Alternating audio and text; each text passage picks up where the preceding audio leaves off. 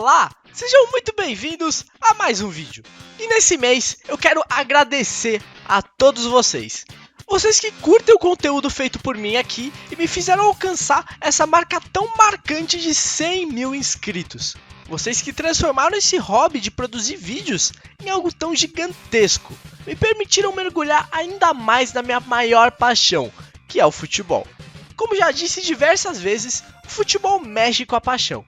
Se tratando de Brasil, isso se acentua ainda mais.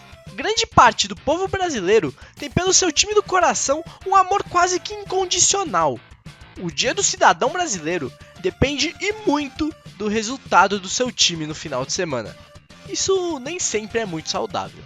Ainda mais porque tem certos clubes que brincam com o coração do torcedor, que testam a sua paixão mesmo. E é disso que vamos falar nesse vídeo de hoje. Os times que nos últimos anos mais maltratam seus torcedores, que mais fazem eles sofrer.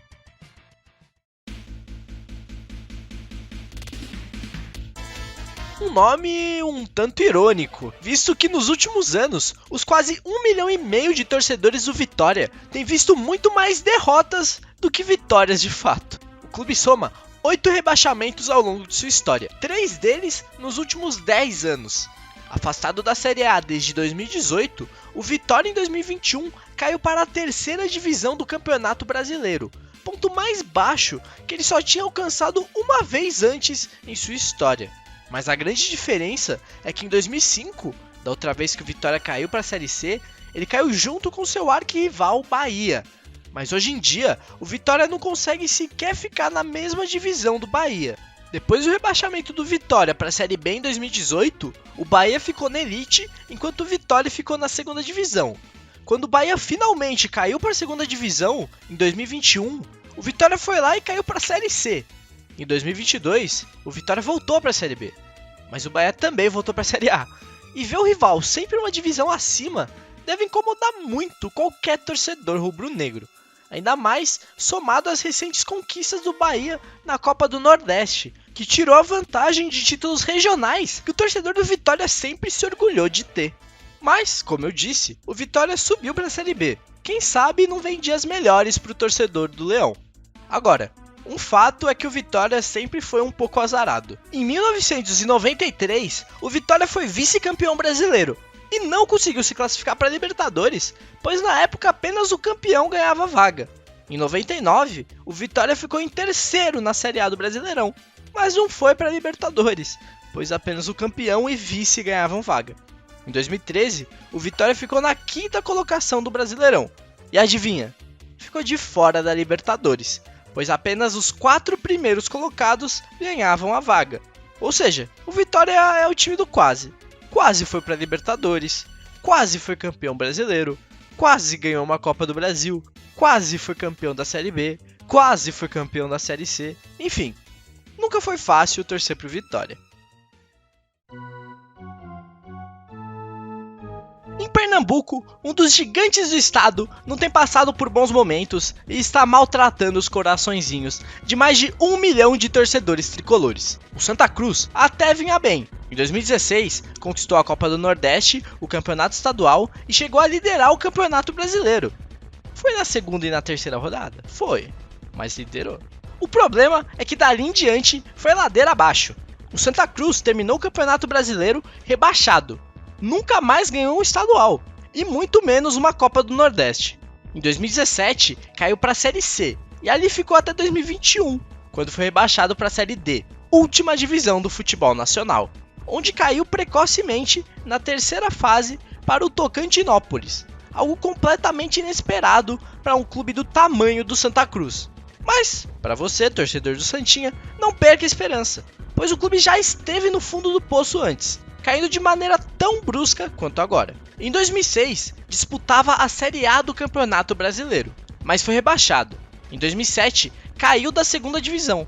Em 2008, na Série C, terminou na 29ª colocação, que com a criação da Série D, culminou com a queda de mais uma divisão. Ou seja, o Santa Cruz caiu todas as divisões nacionais em 3 anos e conseguiu voltar. Então, não custa nada acreditar que isso pode acontecer de novo.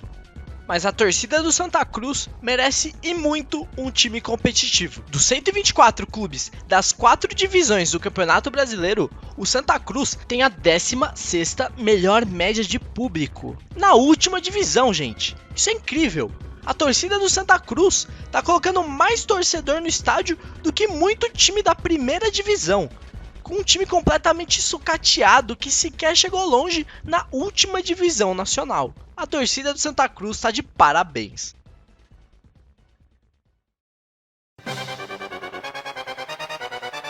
Finalmente, o time que me deu a ideia desse tema, um dos maiores gigantes do futebol brasileiro, tem a 5ª maior torcida do país, título de Libertadores, tetracampeão brasileiro, mas mesmo com toda essa força, passa por um momento complicado e vive uma relação quase abusiva com seu torcedor. Até 2008, o Vasco nunca tinha caído, e desde então foram 4 rebaixamentos.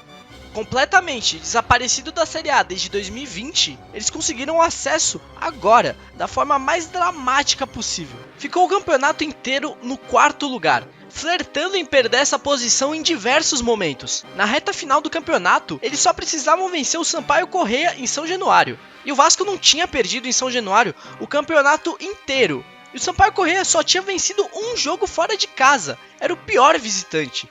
Mas com o Vasco, nada é tão simples assim. 3-2 Sampaio Corrêa, com gol no 10º minuto de acréscimo.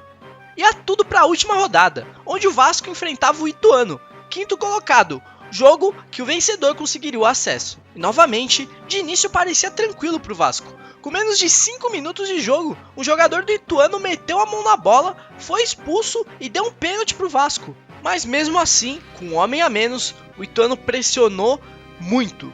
E o Vasco passou um sufoco o jogo inteiro. O maior caso de acesso culposo da história do futebol. É o tipo de coisa que parece que só acontece com o Vasco.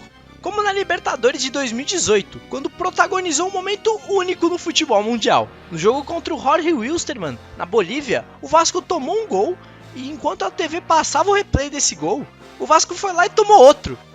Isso tudo com 6 minutos de jogo. E o pior é que a má fase cruzmaltina veio logo na época em que seu arquirrival decidiu ganhar tudo. O Flamengo venceu 2 Libertadores, 2 Brasileiros, Copa do Brasil e o Vasco da Gama. O clube foi recentemente comprado por uma empresa que tem outros clubes de futebol ao redor do mundo e promete investir pesado para que o Vasco volte a ter um time competitivo. Quem sabe a torcida vascaína, que sempre faz sua parte e lota São Januário, consiga ter um pouco de sossego. Por que Deus odeia o Vasco? Óbvio que, dadas as proporções, cada clube tortura seu torcedor de um jeito, mas alguns que eu não falei aqui eu não poderia deixar de citar. O Cruzeiro, que há menos de 10 anos conquistava um bicampeonato brasileiro e um bicampeonato da Copa do Brasil, decidiu do nada que ia implodir e causar desgraça e sofrimento aos seus torcedores. Em 2019, o até então incaível Cruzeiro caiu e caiu bonito. Ficou 3 temporadas seguidas na segunda divisão, algo antes inimaginável. Se tu falasse para um cruzeirense de 2018 que em 2021 o Cruzeiro ia estar brigando para não cair na Série B, ele ia te chamar de maluco, completamente doido. Bom, mas com a compra recente do clube pelo Fenômeno, as coisas parecem que vêm se ajustando. Nessa temporada venceu com sobras a Série B e finalmente conseguiu voltar à primeira divisão nacional. Também preciso citar outro clube que não tem tanta torcida como os demais, mas tem sua relevância para o futebol nacional. O Paraná Clube, que já jogou Libertadores em 2007, via Campeonato Brasileiro, e ao longo de toda a sua existência, sempre se manteve nas principais divisões nacionais. E em 2018, conseguiu retornar à Série A, mas infelizmente para o torcedor paranista, foi o início do fim. Com uma das piores campanhas da história do Campeonato Brasileiro, foi rebaixado na lanterna. Em 2020, foi rebaixado da segunda divisão pela primeira vez em sua história. E em 2021, novo rebaixamento. Mas o último prego no caixão foi o rebaixamento no Campeonato Estadual de 2022, que somado à eliminação precoce do clube na Série D para o Pouso Alegre, fez com que o Paraná Clube ficasse sem divisão para 2023. Algo completamente inesperado para a torcida, que nunca viram o clube ser rebaixado da Série B até o início de 2020. Bom galera, o vídeo foi esse, espero que tenham curtido de coração. Óbvio que faltaram alguns times, o vídeo ficaria gigantesco, não daria para eu citar todos.